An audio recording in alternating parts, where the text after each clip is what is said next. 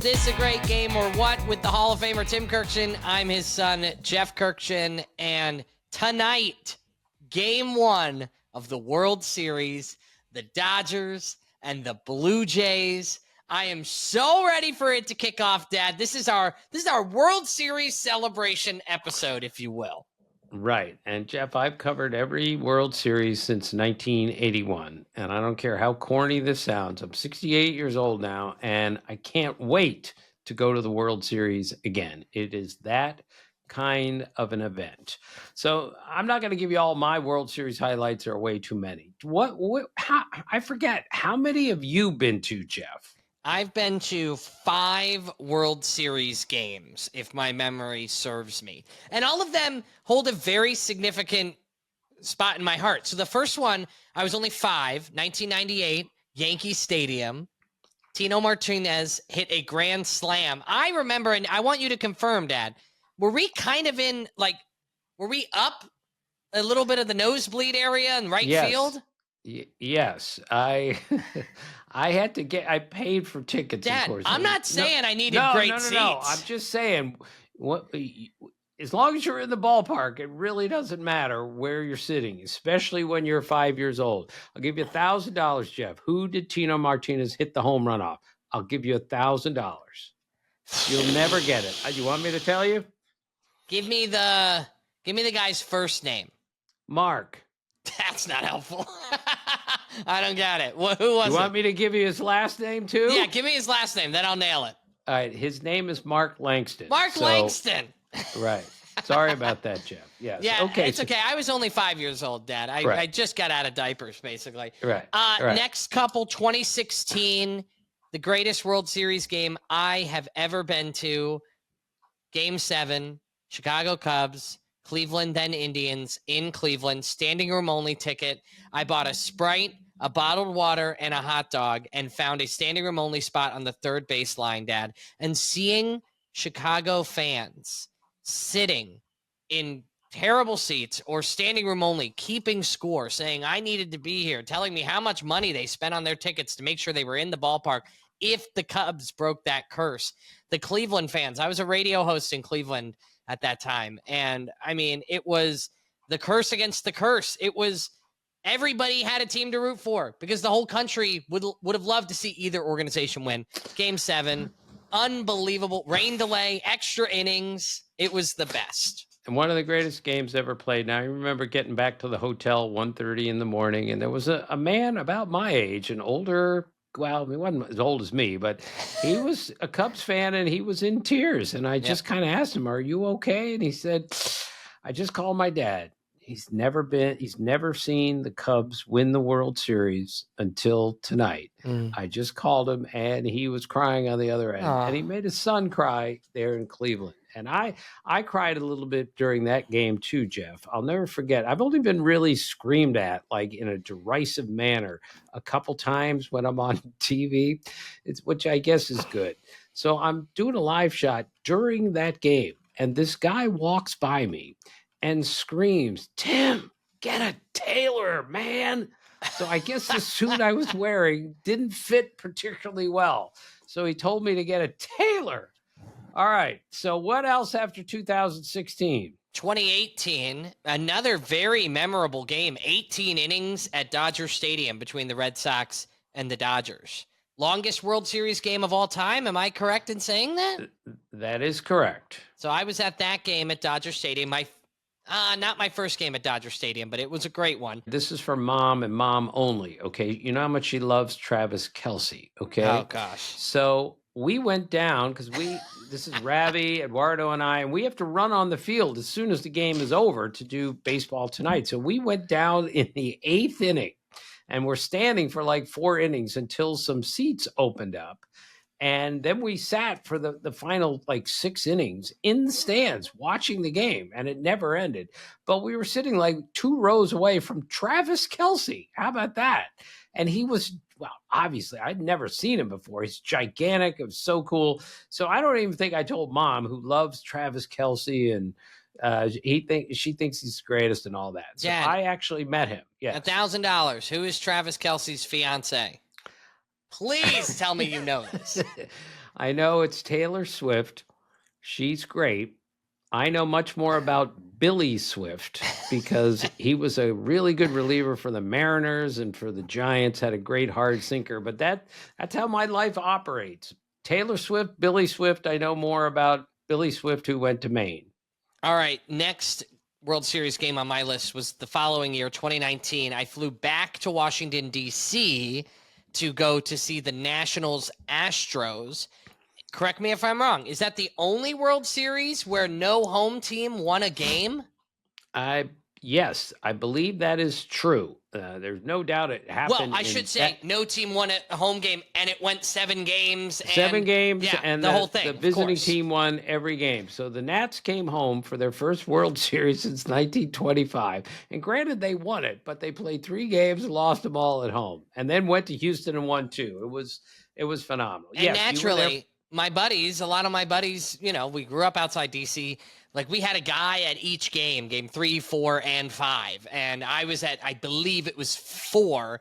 And we were all texting like, man, we stink. Like, go up 2-0, and then you're down 3-2 going back to Houston, and then you win the World Series, which is crazy. And then last but certainly not least, I saw a no-hitter in 2022, a combined no-hitter, the Astros beating the Philadelphia Phillies. And I brought my wife, Emily.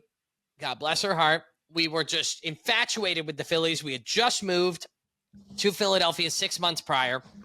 They make it to the World Series in this just kind of crazy fashion, turnaround in the middle of the summer. And she looks at me after and goes, "This is the most boring game I've ever been to." Now, granted, we did, Dad, take her to, game 4 of the NLCS, where the Padres scored 4 runs in the top of the first and the Phillies scored like 6 in the bottom of the first. So it's like 10 runs or something ridiculous like that. And what happens the next World Series game that we weren't at? Kyle Schwarber leads the game off with a homer.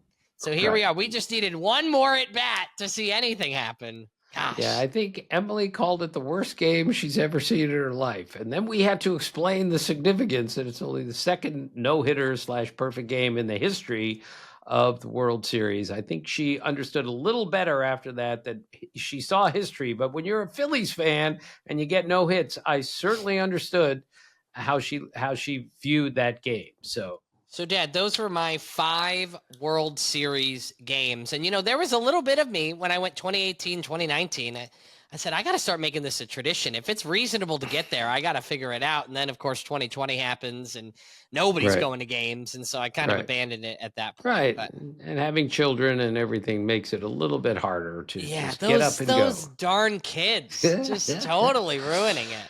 Right. Now, Jeff, my World Series experience kind of starts in 1966. That was the first World Series that I actually understood kind of what I was watching. I was 9 years old, okay? So I knew what baseball was. I loved baseball. I worshiped baseball. I played it every day. But to actually understand and remember the playing of the game, Orioles against the Dodgers, that's where it all started kind of for me. I mean, I remember the 65 World Series, but I just remember it much more vividly in 66. And I'll never forget, I was so bored because I was so anxious to get the World Series started that I just tried to go kill some time as a 9-year-old. So I went into the garage of our house on Stoneham Road, and I just started to jump on the lawnmower. It was a push mower, and I was just like riding it like it was a scooter or something. And of course I fell and I cut my knee wide open. It required stitches later that night. But I sat around with a giant gash in my right knee because I was so bored waiting for the Orioles and the Dodgers to start. So that's kind of how my World Series experiences began. But it was much more important in 67, Jeff. This is the Red Sox and the Cardinals. And I'm in the 6th grade, and Mrs. Marks was our teacher. And she said, all right, we're going next door, because they had 2 6th grade classes. So we went to Miss Thiebert's classroom. And Miss Thiebert, at 1:30 in the afternoon, told everyone in the class, 2 classes now, put your pencils and pens down and papers down. We're going to watch the World Series. And on this grainy little, tiny little portable television up in the right-hand corner of her classroom, we watched the Cardinals play the Red Sox in the World Series. And that was an epiphany for me, Jeff. What year was that, Dad? 67. So this is something that we would have done at my house. My dad, of course, PhD in mathematics, MIT undergrad. He made sure we did our work. But when it came to watching a World Series game, he would have said, all right, put your paper down. You're going to watch this. But we did it. A teacher did that, Jeff, and it always stuck with me. You would appreciate that, right? No doubt, because when a World Series comes to your town or involves your team, it captures everybody. It's that special. And I'm so excited, if you haven't had that opportunity in the city that you care about, to have that happen for you. Now, I have to say, Emily, who grew up a little bit of a Padres fan, and because of her family is all from San Diego, but we moved to Philadelphia, Dad, and the first year they make it to the World Series, and I had to quietly tell her, hey, by the way, this doesn't happen all the time. We can't think that this is, going to be a regular occurrence, and I wasn't wrong. I mean, early exits for the Phillies ever since then. But, Dad, it's so special. You telling that memory reminded me of one of my favorite movies of all time, Apollo 13. Remember the scene where Tom Hanks's son was in boarding school and they turned the moon landing on or not the moon landing. Obviously they didn't land on the moon, but the coverage of them coming back into orbit on TV. It's kind of crazy to think about that, right? Yeah, that was a great movie and a great scene. And I know every line from that movie. We're not going to go through it now, but I know every line from that movie. If they put a washing machine in space, my Jimmy could land it. Best line of all the lines in that tremendous movie. Every time I watch it, I know what happens at the end, and I still can't sit still because it's just so dramatic. All right, last one, Jeff, 1968. I'll never forget this. Bob Gibson struck out 17 batters in game 1 of the World Series against the Tigers. And I am mesmerized because Bob Gibson is the greatest pitcher. He and Sandy Koufax at that time. Koufax had just retired. So we're at the dinner table. It's our family, Andy, Matt, Tim, Nana, and Pop. And baseball comes up, and we can't stop talking about what we had seen earlier in the day, that Bob Gibson struck out 17 batters in the World Series. And then Nana, who of course grew up in England, and this is the only time I've ever saw my dad raise his voice to my mother. My mother said, your grandmother said, you talk all the time about these pitchers in baseball. And she wasn't a big baseball fan because she was from England. She said, I think the bowlers in cricket can throw harder than the baseball players can. To which my dad, again, only time I ever saw him raise his voice to my mother, looked at her and said, Joy, nobody throws harder than Bob Gibson. Understand? So those are just a few World Series highlights for me, memories for me, age 9 through 11. And that's when the game grabs you. It grabbed me before then, but that's when I knew I was officially hooked, that this was the greatest thing ever. And here it is, 57 years later, and I still feel the same way. Love that. All right, Dad. Well, now that we've got our World Series memories behind us, before we jump into the takeaways, we have to recognize and thank Harold Reynolds, our guest on the podcast this week. We laughed so hard. And the sign of a great interview, Dad, is you came in with some great questions. You and I talked it over before. What stories do we want to get out of him? And he told his best stories were ones even you, storied baseball writer Tim Kurkjian, who worked with him for years, never heard before. Yeah, Harold was absolutely hilarious. Even I was a little surprised at his recall specific things when it came to Bo Jackson, Dick Williams, Cal Ripken. I've heard a million Harold stories, and I heard probably 10 that I'd never heard before. That's how great Harold was. So thank you, Harold, for joining us. We brought you on because we thought maybe the Mariners were going to the World Series, but Harold covered everything during that interview. If you didn't listen to it, do yourself a favor. That's how funny and insightful Harold Reynolds was. Not to mention, Dad, I did end up posting a blooper from that interview not on your Twitter, but I did post it on our social media for some laughs. So if you don't follow us at Great Game or What on Instagram or on Facebook or on TikTok, you can see a blooper of all bloopers. In 2 years of this show, I have never laughed harder at a blooper from something you and I have done. I mean, think about it. Dad, just this regular season alone, we will do 99 episodes of this show. And more last year, if you throw those in as well. To say this is the best blooper of the entire show, it's really speaking volumes. So I'm so excited. 137 total episodes, Dad, is what I just looked up. Best blooper of 137. Follow us at Great Game or What. Thank you for being a good sport, Dad. Okay, takeaways. What do we got? All right. Well, we got to get to the World Series. And this comes down to two things. The Dodgers starting pitching, which has been beyond spectacular. It has been historic. 140 ERA, which is the lowest through 10 games since the 1981 Dodgers. The opponents are hitting 132 off the Dodgers starters. And this is most important, Jeff, in this era where, relievers pitch more than starters, especially in the postseason. Dodger starters have pitched 70% of the innings.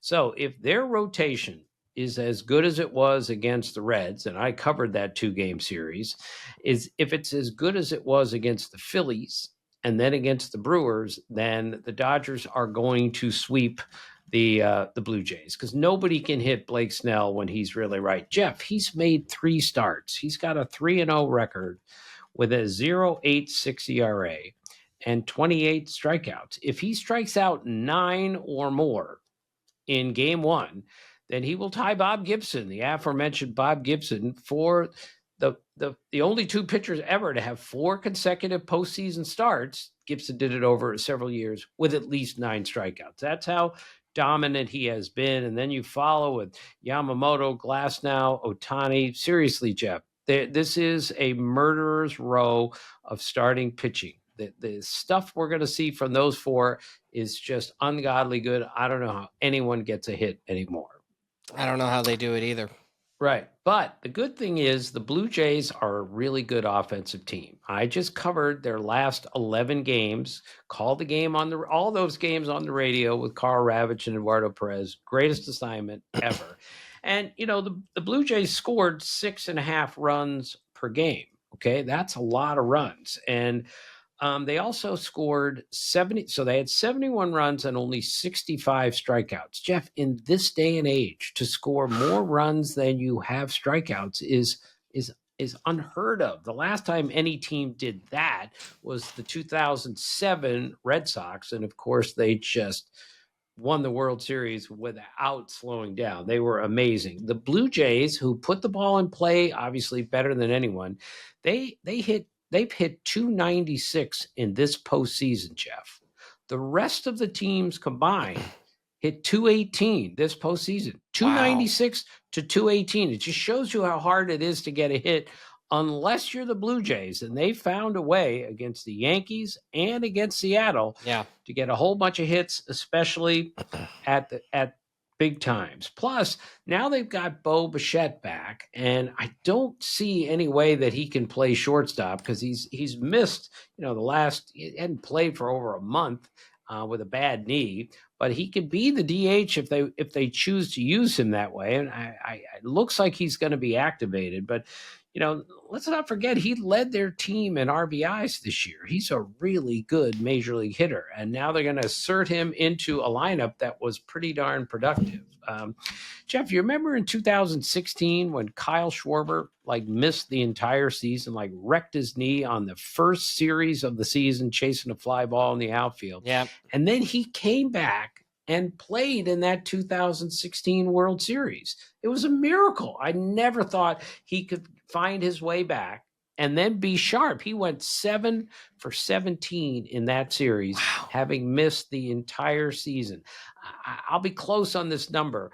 He was working out, trying to get ready to play in the World Series, and he couldn't even swing a bat because his legs weren't working, and but he would just stand in against a pitching machine and watch like 1,000 sliders. I'm not exaggerating. Just so he could make sure he sees what a slider looks like. Wow. That's how he prepped to play in the 2016 World Series, and miraculously he did. Dad, I think that story is the difference between, when we look, especially when you're a kid, when you look at like the biggest NBA stars, the biggest MLB stars, you think to yourself, oh my gosh, yeah, how many pitches have they seen, right? Of course they're that good. It's like, no, it's the reason why these shooters are so good is because Steph Curry shoots today more shots than anybody on earth, because he knows the only way I'm going to be able to do this is if I continue to take shots, right? So Kyle Schwarber, just looking at sliders off a pitching machine, he's seen more sliders than 99.99999% of the population, but he's still saying that's not enough. I think when it comes to a lesson for our kids that are playing, it'll never be enough practice. It'll never be enough. So get out there and keep working, because that's a prime example of it. Absolutely. Okay, Jeff, on to the Quirkjians. Now, it was hard with the Quirkjians this week because I didn't have any games to talk about. And I have a Quirkjian. Yes, please. And I want to jump to it because I need help, yes. Do you know why the Blue Jays actually have history on their side to win this World Series? I actually do. That today, on this date in baseball history, they won the World Series in 1992. Oh. So they're going to start the World Series on the date that they won the World Series for the first time in 1992. That is not what I had, but that is a great factoid. I'm going to give you one more, though, okay? If the Blue Jays win this World Series, they will tie the Boston Red Sox as the only team that has appeared in only three World Series and won all three of them. So the Red Sox did this, and Babe Ruth was a pitcher for the Red Sox during this run that they had in the early 1900s. That obviously isn't the answer either. No, the answer is, Dad, there have been 4 instances. I know this. Keep going. Sarah Langs, shout out. 4 instances in which the World Series contenders, the teams in the World Series, one swept their championship series, and one went to Game 7 and won their championship series. And all 4 instances of that, the team that went 7 games goes on to win the World Series, which bucks all sorts of ideas of sweep your series, line up your pitchers, get your guys rest, get to be home more. It's an energy thing in October. It's win or go home. It's do or die time. And that's why these teams that go 7 games probably are more prepared, because they don't have the downtime. And maybe downtime is not good in October. We won't go into the whole bye week thing that people have been talking about now ever since we added that extra wild card spot. But that is a Sarah Langs special. Big shout out to her. We absolutely love Sarah Langs, but I'm glad I could kick off. Was that one of your Quirkjians, or is that just something you had? No. We used that on the air the other night, quoting Sarah Langs. But yes, Jeff, bring it back. It's really relevant. It's really interesting. Now, the Blue Jays do have some real rest here. I mean, they didn't just like sweep and finish on a Wednesday and they're open the World Series on Friday. They had some time to set up their pitching. So I think they're in pretty good shape. Yeah. All right. These are barely Quirkjians, but I just got to share the first one with you.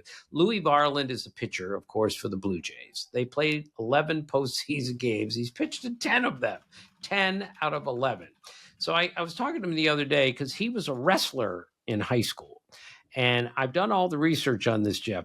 I tell you all the time about great basketball player in high school, great football player in high school. You don't find too many guys who wrestled in high school and went on to play in the major leagues. Mike Hampton did that. Jeff Brantley did that. And Louis Varland did that. So I asked him, I said, at what weight did you wrestle? And he looks at me and he goes, well, what year? Like that. So I said, all right, freshman year. He said, I weighed 106. He weighed 106 and wrestled as a freshman. As a senior, he wrestled at 160. But then he told me he played baseball at 185. So he lost 25 pounds. That's insane. As a high school kid in order to wrestle at 160. Jeff, he told me he lost 20 pounds. He could lose, meaning he did it more than once, 20 pounds in a week. How do you do that? How do you lose 3.5 pounds a day? That's what he did. And he said, I did it the unhealthy way, and we're going to leave it at that. So he got down to 160 for wrestling and then put 25 pounds back on so he could pitch his senior year in high school. Am I overdoing this, or do you find that interesting? And Ozempic wasn't even a thing back then. So I don't know. I mean, we don't know how he did it. Oh, God, that was so good. So Ernie Clement of the Blue Jays, he's a real free swinger and had a great league championship series, a great postseason, got, 17 hits, whatever it is. So I asked him I think we can all appreciate this, Jeff. I said, well, Buster and I were with him. We said, where did you get this, aggressive swing mentality? And he said, coach pitch. Back when we played at coach pitch, age 6, he said the rule was you get 3 pitches. That's it. Balls, strikes, doesn't matter. 3 pitches and you're out of there. And he said, so my dad used to tell me, hey, you get 3 pitches. You better be swinging. And that's where he developed the swing first attitude. Does that make sense to you? Oh, I love that. And I mean, I was taking pitches in T-ball and you kept telling me, Dad, Jeff, it's right there. You don't need to take that pitch. Yeah, it's almost like it's on a tee, Jeff. Yeah, yes. I got a big kick out of Addison Barger, who plays third base, but mostly right field now for the Blue Jays. He swings a bat as hard as anyone in the game today, never gets cheated, nickname is Bam Bam, and not because of how far he hits it and how much he loves to take batting practice. His mother's dog's name is Bam Bam. So that's his nickname. But John Schneider, the manager of the Blue Jays, just dropped on us the other day that Barger threw 98, 99 miles an hour in high school as a pitcher. So he's got a tremendous throwing arm, which we saw, including in some key spots in the league championship series against Seattle. So I just playfully went up to him and said, do you think you could throw 98, 99 today if they put you into close in the 9th inning? And he looked at me and he smiled. He goes, I'd throw 100. And I believe it. I believe it. Speaking of throwing 100, Jeff, Harold mentioned it the other day about Ohtani. It's not just he hit 3 home runs in a game and pitched 6 scoreless with 10 strikeouts. He threw a pitch 100 miles an hour, and he hit a home run off a pitch that was thrown 100 miles an hour. I mean, that's the separator. That's what makes him so amazing. As much as I defend Babe Ruth, I think he would have hit 50 homers and won 20 games if there was a DH in baseball in 1920. But he wasn't throwing 100. And he wasn't hitting anybody throwing 100. That separates Ohtani. And what he's going to likely do in this postseason is become the first player ever to pitch in a World Series game and play another position in a World Series game in the same World Series, okay? Like Babe Ruth pitched in the World Series and then became a position player, but he didn't do it in the same year. Smokey Joe Wood did the same thing, early 1900s. He pitched in the World Series, then he played the outfield in the World Series. But Ohtani's going to do it in the same World Series, and nobody has ever done that. All right, Dad, are you ready for my final Quirkjian I have? Yes. For the last 5 years, a Will Smith has won the World Series. Catcher Will Smith won it with the Dodgers in 2020.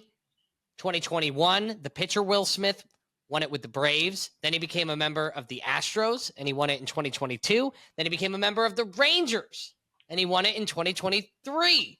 And then catcher Will Smith won again with the Dodgers in 2024. And catcher Will Smith is back in the World Series for 2025. If the Dodgers win, it will be the 6th straight year that a Will Smith wins the World Series. Jeff, your Quirkjian was better than any of mine. That was great. Thank you. Did you do that yourself or did you steal it from someone? No, well, I was always tracking the Will Smith because for a while there it was whatever team gets pitcher Will Smith will win the World Series because he was on 3 different teams and won 3 years in a row. Braves, Astros, Rangers. He went to the Royals in 2024. Everyone was saying, oh my gosh, well now the Royals are going to win because they got Will Smith. Right. Jeff, that's very good of you. Way to go. And of course, last week's Team Tim was, players with the same name who played major leagues together. They just didn't play the same position. So we got a lot of feedback on that one. We left out some people, the Bob Millers, the Dave Johnsons, who were same name, played the same position. I didn't pretend to get them all right. I just put a Team Tim together, which we're going to have another one today. All right. Coming up next here on Is This a Great Game or What? On this date in baseball history, we wrap up From Ozzie to Orel. 3 cards in the bathroom and a brand new Team Tim next.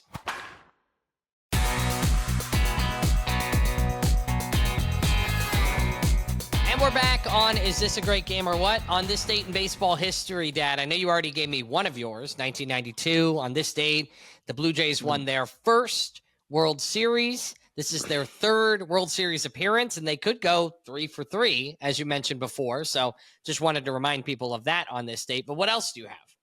All right. On this date in 1952, Omar Moreno was born. He was a really good defensive center fielder for the world champion Pirates in 1979. And he was such a good defensive outfielder that his nickname was Omar the Outmaker.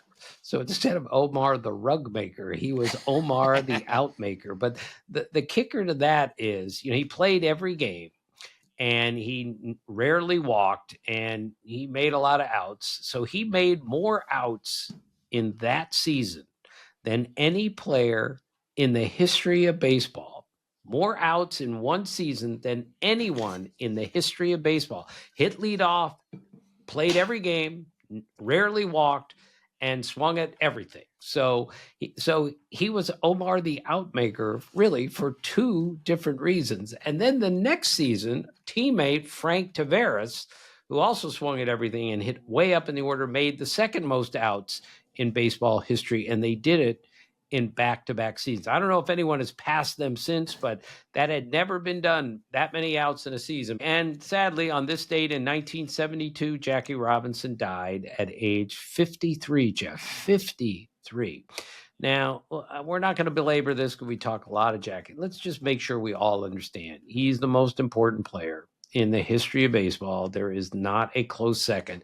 And with the Dodgers being in the World Series, we can't mention enough just how great a player Jackie Robinson was and how courageous a person he was. He died on this date in 1972.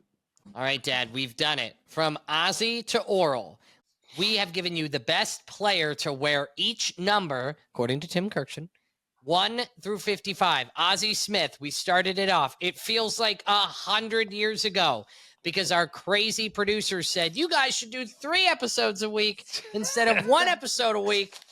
We will finish this regular season with 99 episodes, Dad. We did like 35 last season, by the way. All right. Which is great. I've loved doing more episodes with you. I just, all you and I talk is baseball now. I don't even know what's going on in your personal life. But we've made it, Dad. This year, 1 to 55. We're on number 55. And no surprise, it's Orel Hershiser, may I say, from Ozzie to Orel.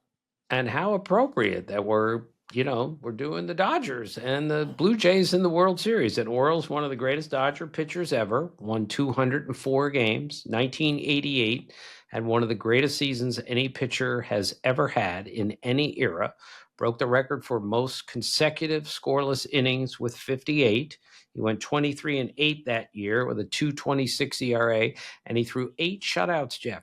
8 shutouts. It wasn't that long ago that people were allowed to pitch a complete game. 8 shutouts in one season.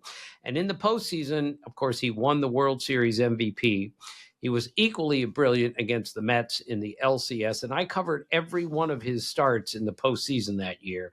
3-0, 42 2/3 innings, 25 hits, 5 earned runs, 32 strikeouts. That's how dominant he was. And I think I told you this story, Jeff, but after the season, Dodgers win the World Series. He gets invited, and he's like Sportsman of the Year with Sports Illustrated. He gets invited to the White House. So he and his wife go to the White House in some all set up for him, some limousine. And he gets out at the White House, and like a Marine, like a real Marine, like opens up the door, and out steps Orel Hershiser. And Hershiser, being a very funny, sort of mischievous kind of guy, sees this guy dressed in his Marine blues or whatever it is. And Orel says, I'd like to tip you. Can you break a 5? You know? And the Marine looks at him. The Marine looks at him and goes, "That'll be enough, Mr. Cy Young." And just so he was in on it. And Orel being the very funny guy that he is, I love that. Orel told me later that, like, during that postseason, when the Dodgers are on their way to winning the World Series, he said, "I never told anybody where I was going to eat, just in case the chef would read in the paper that I'm going to eat somewhere, and he might try to poison me." And I said, "What?" And he goes, "Yeah, look, you can't take any chances when you're pitching games of this magnitude." Do you find that funny, Jeff? I mean, there are some fan groups out there. I'm looking kind of similar to New York and Boston and Philadelphia who might be like, well, maybe we just give them a chicken that's not quite 165 internal. You know what I mean? Right. So he also told me a great thing, Jeff. Unfortunately for people who are just listening, I am wearing my A2000 glove, And which I what look people at. don't know is you actually wear that the entire show. Every show, you just have it on underneath your desk, right, Dad? I love having this glove on. I'm not apologizing to anyone for this. I used to play, and it was, oh boy. All right. So my left index finger, I'm right-handed, is out of the glove, as you can see. So Orel told me the story. I don't have it, but there are gloves out there, Jeff, that have a little piece of leather on the outside of the glove. And the reason they did that, Orel said, is because, he said, of me. I invented that, he said. I said, what are you talking about? He goes, well, in the mid-'80s, I was pitching, and when I threw my curveball, my index finger would go like this. It would like wiggle, and the hitters could see that when my index finger outside of my glove would wiggle, I was throwing a breaking ball. And I recognized that they saw that I was wiggling my finger and a curveball was coming. So I had, whatever the glove company was, build a piece of leather over top so I could keep my finger out of my glove, but it was still, the hitter couldn't see it because it was covered with another piece of leather. Jeff, I can't even stress to you how inside baseball that is and how much I love something like that. You have to love that, right? Dad, I just did a quick Google search. The piece of leather that hides a finger outside the baseball glove is called a finger hood or a finger sleeve. It was originally invented by pitcher Orel Hershiser to prevent his finger from wiggling, which was a tell for his curveball. There you go. Look at you and AI are just lined up with each other. Right. Look, I told that story 25 years ago, but it needs to be repeated because we're at Ozzie to Orel, and the Dodgers are in the World Series. So that's my Orel Hershiser, greatest number 55 of all time. So if you learned anything this year on the podcast, Orel Hershiser invented the finger hood. Last year on the podcast, Bobby Valentine invented the wrap. So now we just know. We've got a whole bunch of inventors here that we're learning about who also happen to play or manage baseball games. So, all right, very Dad. Good. That is a little bit. Can we take a moment of silence from Ozzie to Orel, everybody? We've done it. Yes. And we need suggestions from our listeners and our viewers. We can't do this again next year, and we can't do Ozzie to Orel. We need to come up with something else, but we need to do this because I love doing things like this. We did the best player of each franchise, best of all Tim. We did Ozzie to Orel. We need to come up with a couple of staples that we can use every week. If anyone's got a good idea, greatest player ever for each letter of the alphabet, something like that, that's what we're looking for. Okay. So let us know. You can go to greatgamerwhat.com and find where it says reach out to us, send us a message there. Dad, you've been doing a great job responding to the members of the family that are messaging us. So, and to keep in mind, I mean, it goes without saying, we will be continuing this podcast throughout the off season, not in the same amount of Quirkjians and takeaways with no games being played, but we've got some fun plans for the off season. So make sure to hit that subscribe button, follow, all that good stuff so you don't lose it. 3 cards in the bathroom, Dad. What do you got? All right. Well, I went down to the bathroom today, and I will be honest here, as I always am. I picked 6 cards instead of 3. Instead, I'm going to take the best 3 out of these 6 because there were 3 guys on there I didn't have a good story or anything on. But I do have a story about Mike Gallego here, who was a really good defensive second baseman for the Oakland A's, played on their championship team in, well, more than one, but championship team in 1989. And he played in the Earthquake World Series. So the story he told me is that, so the game, we're about 5 minutes, 10 minutes from starting the game, and the earthquake hits. I was there, Jeff. It was terrifying. So all the lights go out inside the A's clubhouse, not to mention all through Candlestick Park, okay? And all the players are told, get out of the clubhouse. Who knows, it might collapse. So they all ran out to the field. And that's when Mike Gallego realized he'd left his glove in the clubhouse. So he goes through security, and the security guy said, you can't go in there. It might be dangerous in there. And it was pitch black. And Mike Gallego said, I don't care. I'm going in there. He found his way to his locker, grabbed his glove, and brought it out to the field and looked at me, and he said, holding up his glove, he said, this is my baby. This is the reason I'm in the major leagues. I don't go anywhere without this. So he went in during the danger of an earthquake to rescue his glove. Mike Gallego. I love that. What's your next card? All right. This is, I love this guy, Julio Franco, former batting champ, one of the best hitters I've ever seen. Played into his late 40s. He was an amazing hitter. So I was at, there are a million Julio Franco stories, but I saw this more than once, but I was doing a story on him, and it was in Texas, and he's in the cage. Julio had unbelievably strong hands, wrists, and forearms, held that bat way up here, and he was taking batting practice with a batting donut on the bat.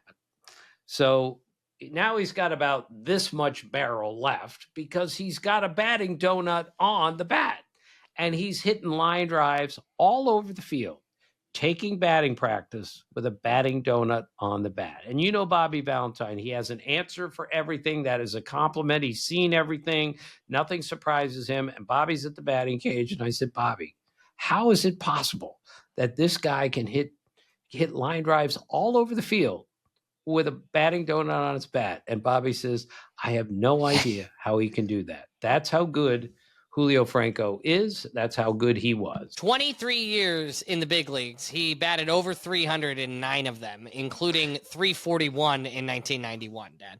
We just don't see that a lot anymore. Right. And I covered him in the Carolina League when he was a 160-pound shortstop, and he hit rifle shots at 160 pounds. Then he gained about 70 pounds and was hitting. He's so strong. It was unbelievable. All right, last one is Norm Charlton, one of my favorite players that I ever covered.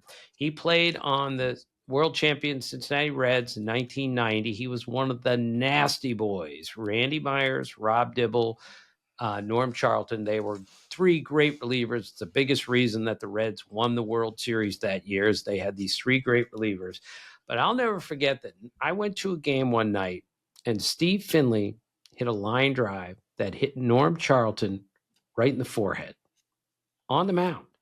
I thought he was dead. Instead, he gets up and wants to continue pitching because he's the toughest guy in the world, and it's the compliment. He's a lunatic. So they took him out of the game, and the next day he comes to the ballpark and says he wants to keep playing. He's got a lump in the middle of his forehead, Jeff. He looked like a unicorn.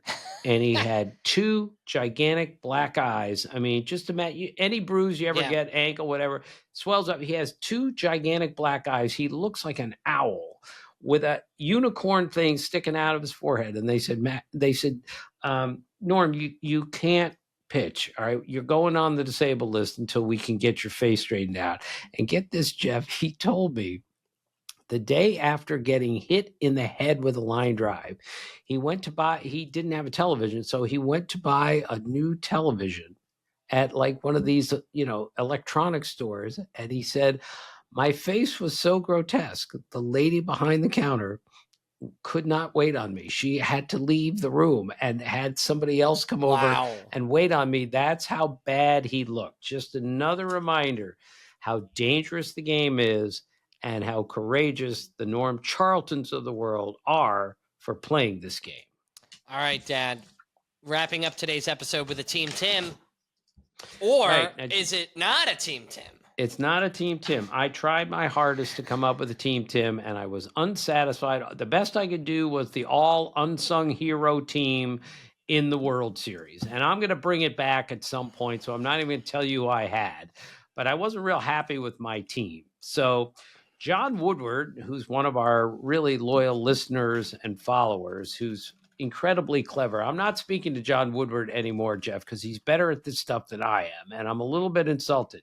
So he came up with the idea of you should do, because he did it for me. So this is the John Woodward Team Tim, players at each position who played for both the Blue Jays and the Dodgers. Love this. Great idea. Pretty clever, right? Mm-hmm. So I'm just going to give you his list, and that's it. So I have nothing to do with this because his list was better than my list. The catcher is Russell Martin.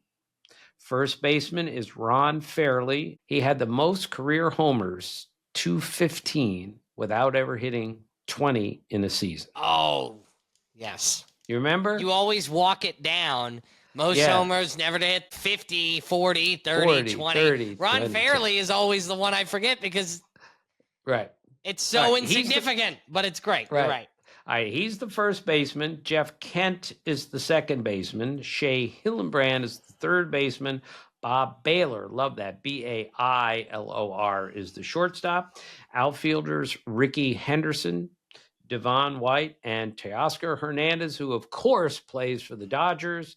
And his pitcher is Max Scherzer, who of course plays for the Blue Jays. Wow. And I believe John, when he said it, he did this team off the top of his head, but he couldn't find a catcher, so he had to go search for, using the internet or using something, a catcher. And that's how he came up with Russell Martin. Doing that off the top of your head, Jeff, pretty darn hard to do. Agreed? Yeah. Big shout out. Love when members of the family get involved in Team Tims or whatever it might be. Right. So John Woodward is going to co-host the show next week with you because his Team Tim was better than mine. Dad, don't beat yourself up. I'm not. I am this proud is of all somebody. I'm good at, Jeff. This and feeding the dogs. Baseball, basketball, and feeding the dogs. That's all I'm good at. You know, it's so funny. When people started doing Tim Kurkjian impressions, they would ask me to do Tim Kurkjian impressions. And then I just quickly realized I don't really have to do an impression. I can just say whatever I want, and it ends up sounding like you or Gilbert Gottfried, depending on how excited I get. So bad. Or Charlie Day. Like, all of those are combined. All right, Dad. Well, tonight we are blessed with baseball again. The Dodgers and the Blue Jays in Toronto. You're going to be there. We're going to catch up with everybody come Tuesday. And so we'll have a lot of World Series action underneath our belt. And safe travels to you, Dad. Good luck at the game tonight and have so much fun. Thank you, Jeff. And thanks for everyone for listening and for watching. And for being a part of our family.